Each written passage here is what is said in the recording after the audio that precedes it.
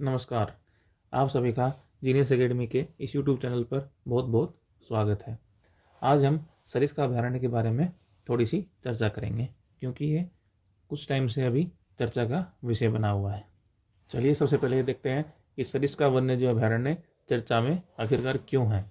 राजस्थान सरकार ने नियामक समीक्षा और अनुमोदन के उपरांत सरिस्का वन्यजीव अभयारण्य में बफर जोन का विस्तार करते हुए 44,000 हेक्टेयर से अधिक अतिरिक्त क्षेत्र को इसमें शामिल कर दिया है। इसलिए इस अभयारण्य चर्चा में बना हुआ है। जो इसका विस्तार किया जा रहा है उसके बारे में भी जान लेते हैं। इस विस्तारित क्षेत्र को बफर जोन के रूप में अधिसूचित किया गया है, जिसमें मुख्य क्षेत्र के आसपास के स्थित वन भूमि और राजस्व भूमि को एकत्रित किया गया है। अब साथ में ये भी देखते हैं कि इसका विस्तार क्यों किया गया है। यह विस्तार सर्वोच्च न्यायालय के उस निर्देश के पश्चात किया गया है जिसमें महत्वपूर्ण बाघ आवास CTH, इसका फुल फॉर्म होता है क्रिटिकल टाइगर हैबिटेट, की सीमाओं और उसकी संपर्कता की समीक्षा अनिवार्य की गई थी। इसलिए इसका विस्तार किया गया है। राष्ट्रीय वन्यजीव बोर्ड की स्थायी समिति ने 26 जून 2025 को इस प्रस्ताव को मंजूरी दी थी, जो राजस्थान राज्य वन्य बोर्ड द्वारा केंद्र को भेजे गए प्रस्ताव के बाद आया है। आइए थोड़ा सरिस्का वन्यजीव अभयारण्य के बारे में जान लेते हैं। इससे पहले अपन जानते हैं कि राजस्थान में अभी 5 प्रकार के टाइगर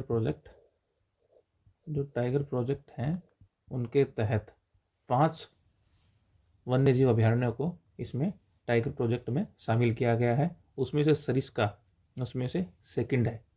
सबसे पहले हमारा रणथंभौर था, उसके बाद सरिस्का उसमें शामिल किया गया, उसके बाद मुकंदरा हिल्स वाला किया गया, फिर रामगढ़ विषधारी वाला किया गया और लास्ट में किया गया धौलपुर करौली का।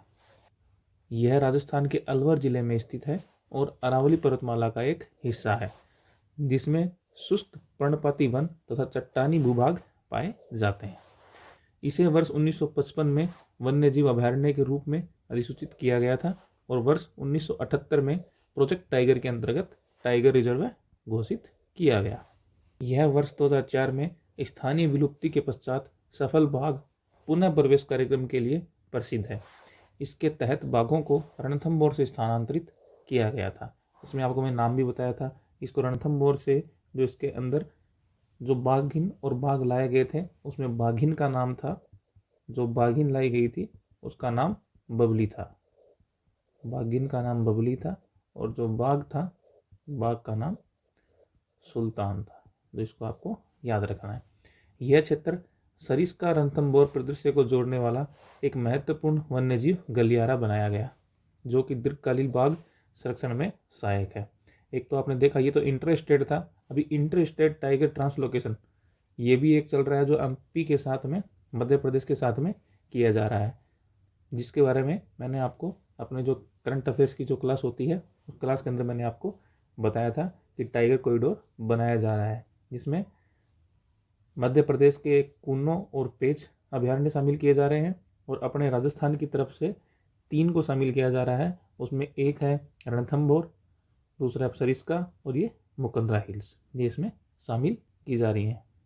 इसके प्रमुख वन्यजीवों में बंगाल टाइगर, तेंदुआ, धारीदार लकड़बग्गा, किराकल, सांभर, चीतल, नीलगाय, जंगली सुअर, लंगूर, विविध पक्षियों की प्रजातियां शामिल हैं। इस किराकल के बारे में आपको याद रखना है, क्योंकि यह भी रामगढ़ जैसलमेर में आपको विलुप्त प्रजाति के तौर पे है और ये दिखाई दी गई है, जिसको मैंने आपको करंट अफेयर्स की क्लास में भी चर्चा की है।